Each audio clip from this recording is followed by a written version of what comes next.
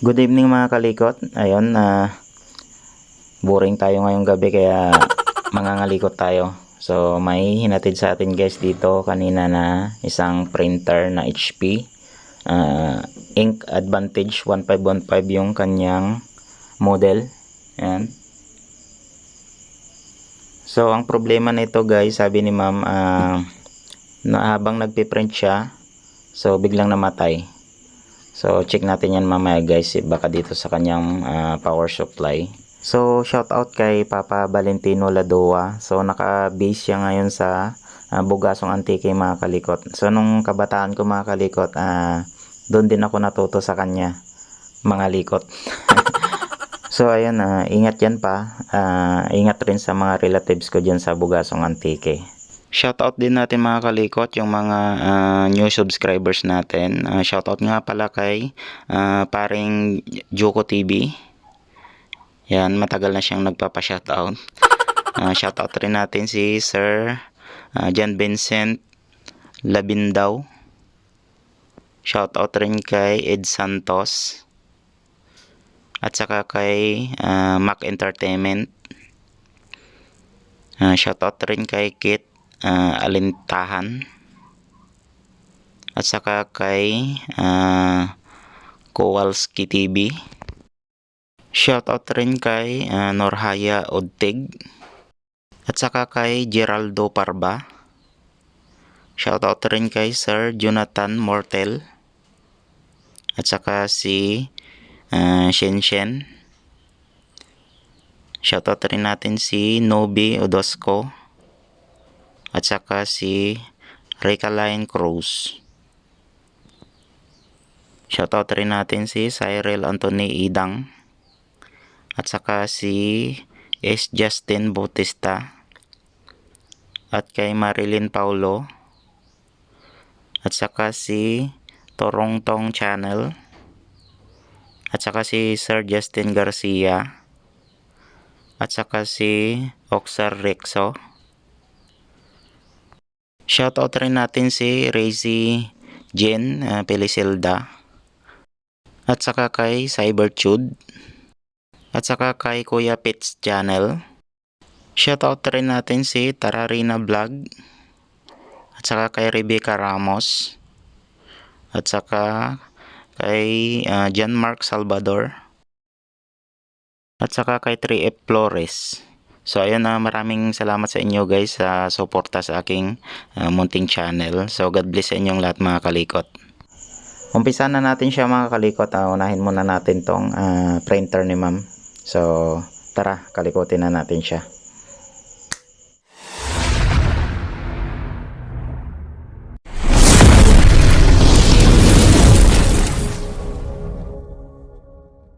So bali, i-try na natin siya.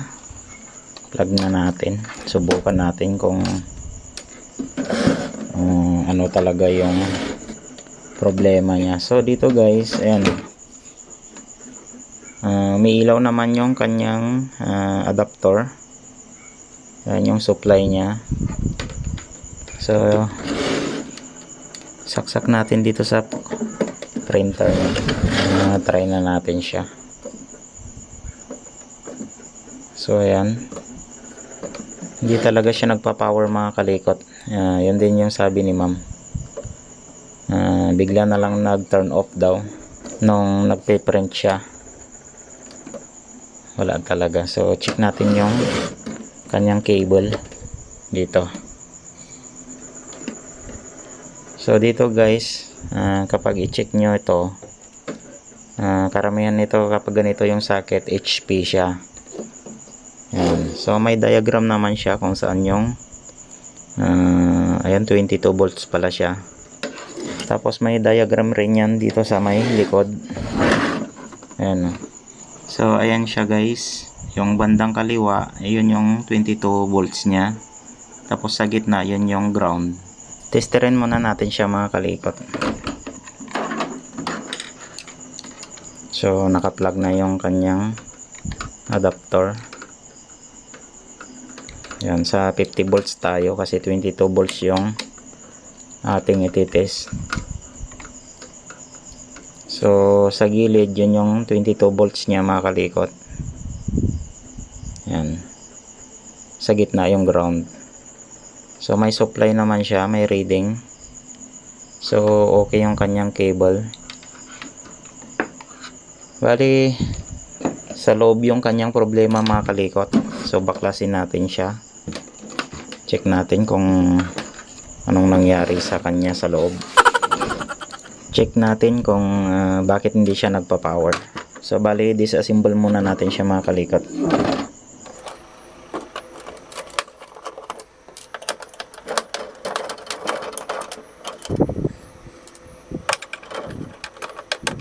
Kapag hindi natin naayos to guys, continue tayo bukas. Hinintay ko lang kasi yung antok ko. Tagal dumating siguro na traffic. Gago!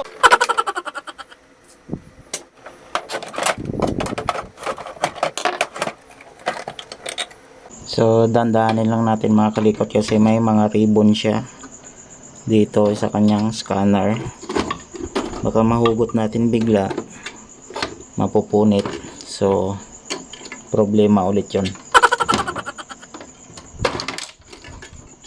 So yan guys, ito yung iingatan natin. Yan yung mga ribbon nya na papunta sa scanner. So ayan, sobrang dumi na pala mga kalikot. Ayan nagkalat na yung mga ink nya sa may kanyang casing. So check natin tong kanyang power supply. So ito, dito tayo magpo-focus mga kalikot. Baklasin muna natin siya para malinisan. Tigas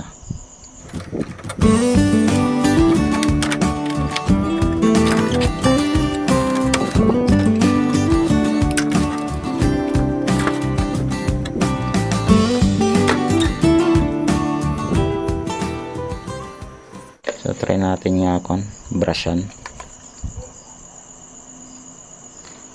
Nangingitim na yung kanyang mga paa ng IC. So ito siguro yung problema niya. So bali na trouble na natin siya mga kalikot. Ayun na, sinalpakan natin siya ng power supply niya. Parang may tama tong kanyang IC na sa supply niya to mga kalikot yan So wala talagang dumadating na supply sa punta sa kanyang power button or so wala namang umiinit kasi dito napupunta lahat yung yung galing dito sa may kanyang 22 volts. So hindi naman umiinit pero wala siyang nilalabas na supply. So sira yung kanyang mainboard supply. Tanong muna natin kay ma'am kung gusto niyang pabilhan ng ganitong buo. So check pa natin kung magkano siya mga kalikot through online. So wala talagang power to mga kalikot, hanggang dito lang, hanggang dito, pero wala siyang nilalabas. So kausapin ko muna yung customer natin guys bago tayo gagawa ng action. Update ko na lang kayo bukas mga kalikot. Medyo gabi na rin, medyo inantok na rin tayo.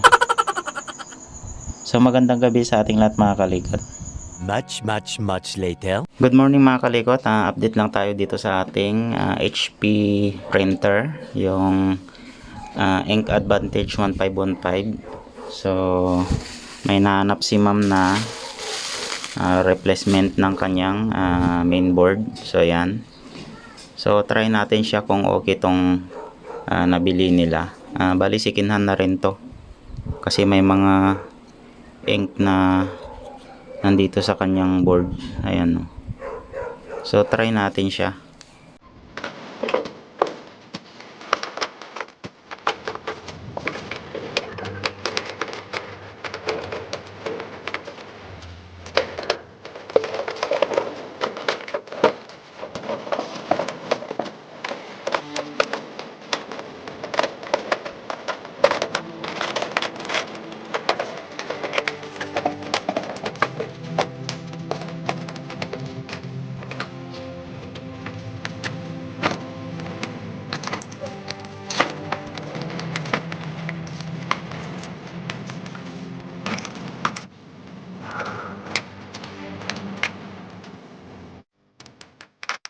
So bali ito na guys yung dati niya. Ayan, puro mga corroded na yung kanyang mga IC. So try na natin tong bagong bigay ni ma'am na mainboard. So sikinhan lang din to kasi may mga ink pa siya. So try natin siya makalikot, pero linisan muna natin siya bago natin isalpak yung bagong mainboard. So yan guys, nilinisan na natin siya. Tinanggal ko na yung mga parts na hindi pwedeng mabasa. So ingatan nyo lang din mabasa yung mga electronic parts niya. Nalinisan na natin siya. Ayan. So bali tubig lang yung pinanglinis natin. Tapos patuyuin na lang natin mga kalikot. Para i-assemble na lang yung mga parts niya. So bali binaklas natin lahat mga kalikot. Ayan, pira-piraso na siya. Sobrang dumi na kasi. So bali assemble na lang natin siya. Medyo natuyo na yung kanyang mga tubig-tubig.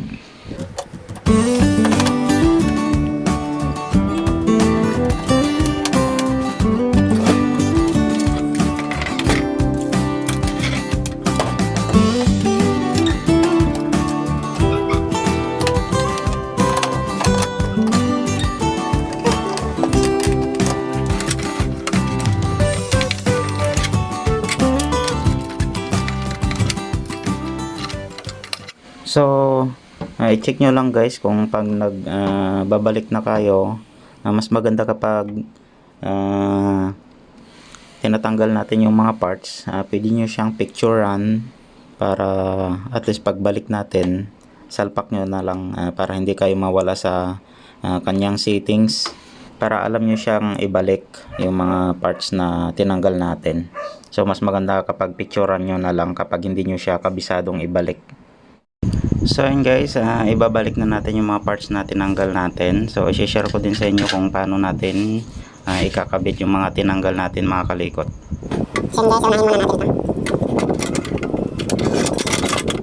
Bali hindi ko siya na-videoan kanina nung binaklas natin kasi masyadong madumi. Baka kumalat dito sa ating mesa. Pero madali lang naman baklasin guys. Yan. At least ipapakita ko sa inyo kung paano siya i-assemble. So yan, unahin muna natin to. Tapos sunod natin to guys. So yan, may butas siya dito. Dito natin siya ipapasok. Pasok muna natin dito guys, tapos dito. Tapos sunod naman natin to. Yan. Hindi ko alam kung anong parts nito eh. Hindi ko alam kung anong pangalan niya. So pag ganyan siya mga kalikot.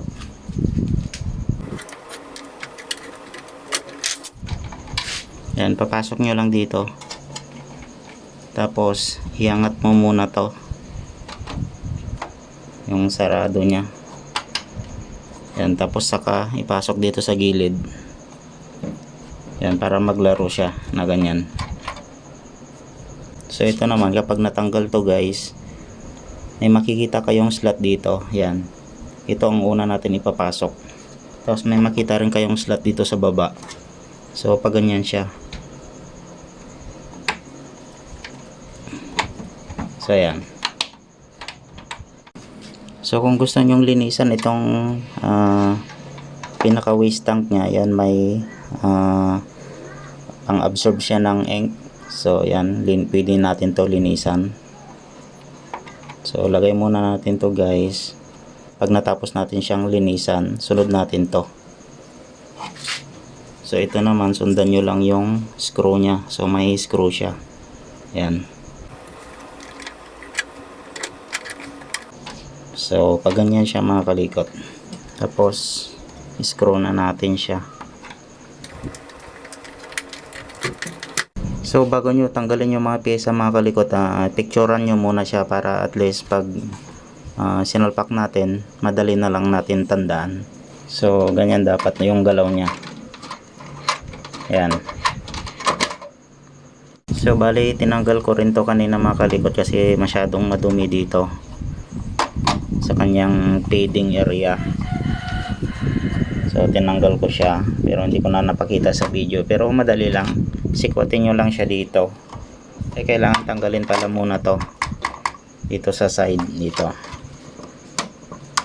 Yan. para may pasok natin to, or kung gusto nyong tanggalin. So ayan, ganyan siya. Pag gusto nyo tanggalin to guys, kung natin madumi dito, pwede nyo na matanggalin. Sikwatin nyo lang siya dito ng flat screwdriver dito para matanggal, katulad ng ganyan. Pero kailangan tanggalin mo muna to, kahit dito lang sa side na to, wag na dito kasi hindi naman natatanggal to mahirap tanggalin kung baga. So ganyan siya, yan. So ibabalik na natin. So ayan,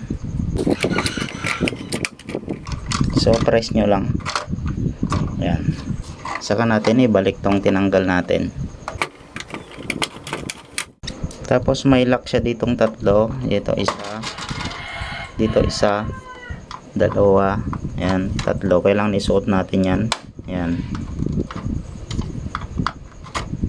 So ganyan siya. Kapag gusto nyo naman tanggalin, itong ulit lock nya yung sikwatin natin. So may screw din siya, dalawa.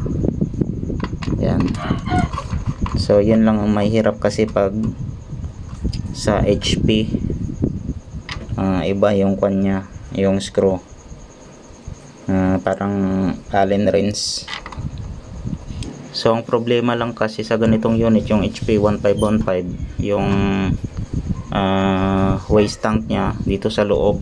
Kaya pag nag power cleaning tayo or magki-cleaning, so dito sa loob yung kanyang mga excess na ink, or doon napupunta, dito napupunta sa loob or dito.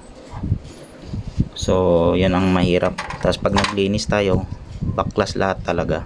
So dito guys, sa kabitan ng kanyang pick up roller, yung ito, may spring siya dito.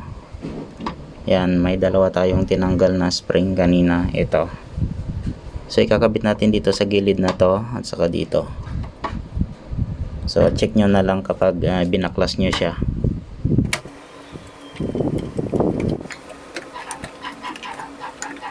So ilalagay nyo muna yung dito sa kabila nya, yung dalawang spring. Tapos saka natin ganito. So kabit na natin siya para mas madali. Yan. So ganun din dito.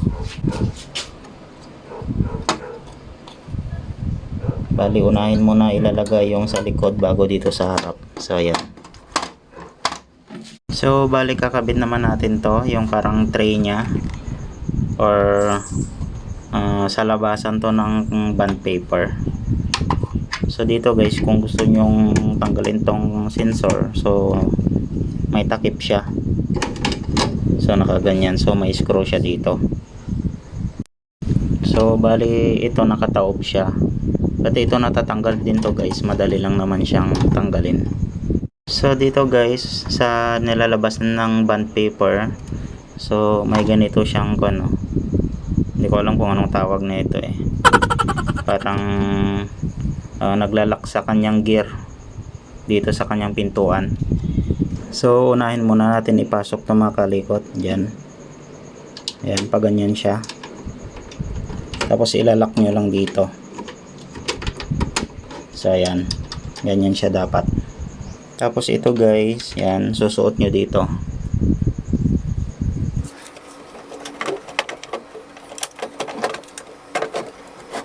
Yan, tapos ilak nyo na rin siya dito. So may dalawang butas yan mga kalikot.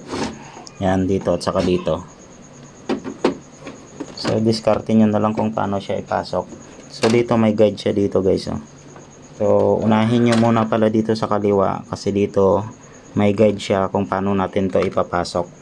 So tulak na lang natin siya mga kalikot. Yan. So ganyan siya. So baliktarin ulit natin. Ay lagay muna pala natin to, itong takip ng sensor. So unahin natin dito guys. Yan. Pasok natin dito. Yan. Tapos lagyan na natin siya ng screw. Tapos babaliktarin na natin siya. Ayan. Yung nilagay natin kanina dito guys, isuot nyo siya dito sa loob. nakaganyan, no. Pag nilagay natin tong itong parang tray niya, so isuot nyo na siya dito. Isusunod naman natin tong kanyang sensor, mga kalikot. Bali sensor siya ng encoder disc niya, so madali rin siyang tanggalin. So siguraduhin nyo lang guys nga na nakapasok siya dito sa kanyang encoder disc. So ganyan siya. So may screw din siya. So yung screw nito, mga kalikot, yung pine, baka mapagbaliktad nyo sa ibang mga screw nya. So maganda, mga kalikot, kapag may ganito kayong panglinis, itong cleaning solution na pang printer to, mas mabilis niya matunaw yung mga ink na nakadikit sa ating unit. So, marami naman nabibili sa online. Yan, bali pwede rin tong pang cleaning sa kanyang cartridge or sa mga ribbon. So yan, linisan na rin natin guys yung kanyang encoder strip. Yan, habang nakabaklas pa siya. So yan guys, ang dumi.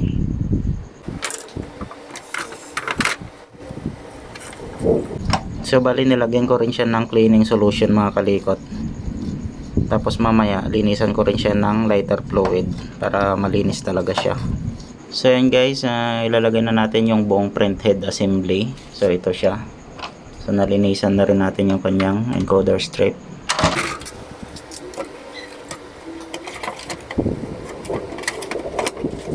So dito guys, may tatlong screw siya. Isa, dalawa, tapos tatlo dito sa gilid. So yung dito banda sa pinakagilid, mga kalikot, yan yung pine thread. Yan. So dito sa may plastic yung mas mahaba, yung hindi siya pine thread. So yan yung ilalagay natin.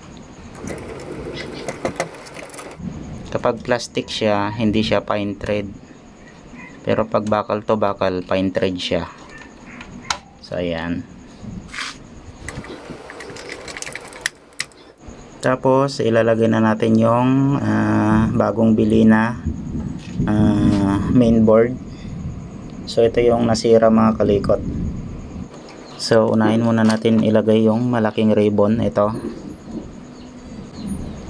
para hindi tayo mahirapan pag nakakabit itong mainboard sa kanyang base. So yan guys, nalagay na natin yung kanyang mainboard. So mas maganda kapag inuna nyo to guys, yung ribbon na to, at saka sunod ito, tapos yung mga socket. Tapos nag-request rin, mga kalikot, yung may-ari kung pwede natin daw linisan yung kanyang scanner sa loob. So binabaklas ko na siya.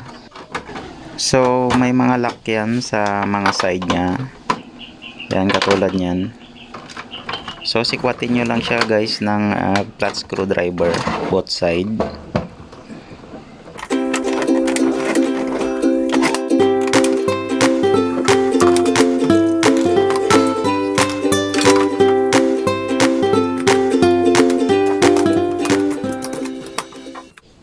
So pwede rin natin panglinis yung cleaning solution para malinis na malinis talaga siya. So bali tissue lang yung pinangpunas natin sa kanyang salamin. So yan guys, ina-assemble na natin yung kanyang scanner. So kung paano nyo siya tinanggal or binaklas, so ganun rin yung pagkabalik natin.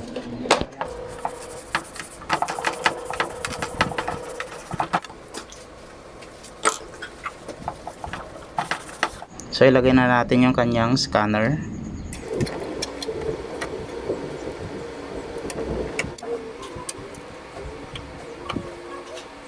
So yun, mga kalikot, bali testing na natin siya. So sana gumana, kasi matagal na to sa akin kasi walang mahanap na pyesa. So plug na natin siya, mga kalikot. So ayan guys, nagka power siya. So buti gumana siya, at saka yung binili na lang second hand na mainboard, may power siya or gumagana. So ang hirap kasi pag walang piyesa, mga kalikot, ang hirap maghanap, lalo na pag yung mga mainboard at saka power supply. So at least gumagana na siya mga kalikot. Yun, bali kabit muna natin to para kompleto na siya.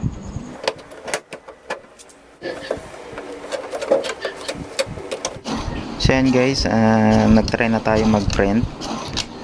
So kung mapapansin nyo mga kalikot, may half print siya or yung mga letter niya half lang yung pagka-print niya.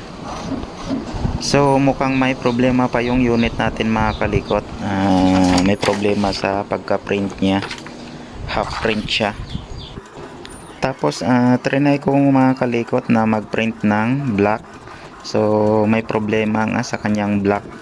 Tapos nag-i-error siya. Parang ayaw niyang tanggapin yung kanyang cartridge. So pagtapos niya mag-print mga kalikot, nag-i-error yung kanyang black cartridge. Yan, nagbi-blink ng orange. So bali ganyan yung lumalabas na error niya mga kalikot. May problema talaga sa kanyang black cartridge. Tapos napansin ko rin mga kalikot, pag binubuksan ko yung parang labasan ng bond paper o yung kanyang parang pinto sa harap. So pag binuksan dapat yan, pupunta dapat sa gitna yung cartridge niya. So kahit anong bukas ko at saka i-close open natin siya, ayaw pumunta sa gitna. So may posibilidad na baka yung kanyang sensor ng pintuan niya yung may problema. So buti na lang guys, may binigay sa akin na ka-model niyang printer. So pinag-swap ko na lang yung kanyang sensor. Bali yung pinalitan ko mga kalikot, yun yung sensor ng parang pintuan niya dito sa harap. Tapos yung kanyang encoder disc. So tinanggal ko siya, buti na lang okay yung sensor na yun dun sa kabilang printer. So pinag-swap ko na lang siya mga kalikot. So yan mga kalikot, natapos ko na siyang naikabit. So binuksan ko na yung parang pintuan niya dyan sa harap. So yan guys, gumana na yung sensor niya. Yan. So dapat kasi yan, pagbukas mo ng pinto niya, yung kulay black na yon, pupunta siya sa gitna yung kanyang cartridge. So okay na siya mga kalikot. Ayan na. Tapos chinek ko guys yung lagayan ng cartridge. So may nakita tayong dumi or ink sa kanyang flex ng kanyang cartridge. So ayan siya. So bali binaklas ko na lang mga kalikot yung buong cartridge assembly niya. So may available naman tayong isang printer na ka-model niya din. So pinag-swap ko na lang yung buong cartridge assembly niya mga kalikot. Kasi hindi niya ma-detect yung kanyang black cartridge. So baka may problema yung doon sa kanyang flex na nalagyan ng ink. So may posibilidad na baka doon siya nasira or hindi na siya makakontak doon sa ating cartridge. So kaya pag nagpe-print siya, half yung kanyang nape-print na letter. So yan guys, natapos na natin siyang na-assemble. So try na natin mag-xerox. So ayan yung isi-xerox natin. So check natin kung hindi na half yung mga letter na nakakopy niya or nasi-xerox niya. Yung mga words niya kasi mga kalikot, yung isang words niya half lang yung nape-print. So yun yung problema niya. So check natin kung okay na siya mga kalikot.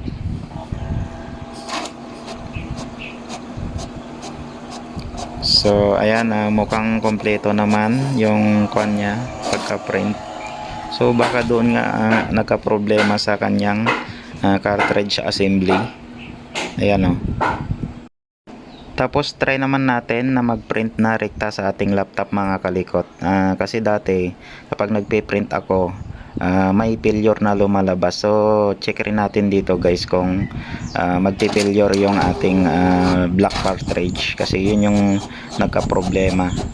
So okay naman, direkta naman siya na nag-print. So okay na siya mga kalikot.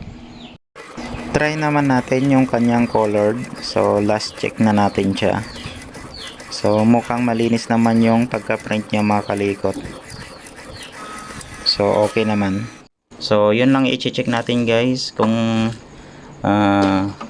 may power itong kanyang power supply. Tapos i-check nyo rin kung may power itong kanyang mainboard.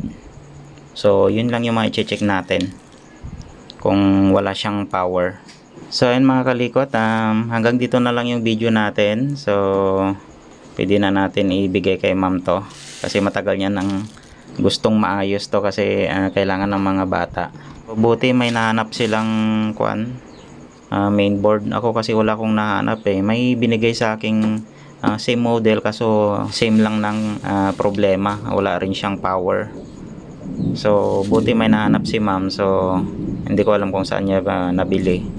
So ayun guys, maraming salamat nga pala sa panonood ng mga video natin at saka maraming salamat na rin sa mga nag-subscribe sa aking YouTube channel at saka sa pag-follow sa aking Facebook page. So kapag bago ka pa lang mga kalikot, huwag niyo pong kalimutan i-click ang subscribe button at saka yung notification bell natin para updated tayo sa mga bagong video natin mga kalikot. So maraming salamat ulit guys, ingat tayong lahat and God bless sa ating lahat mga kalikot. So bye bye.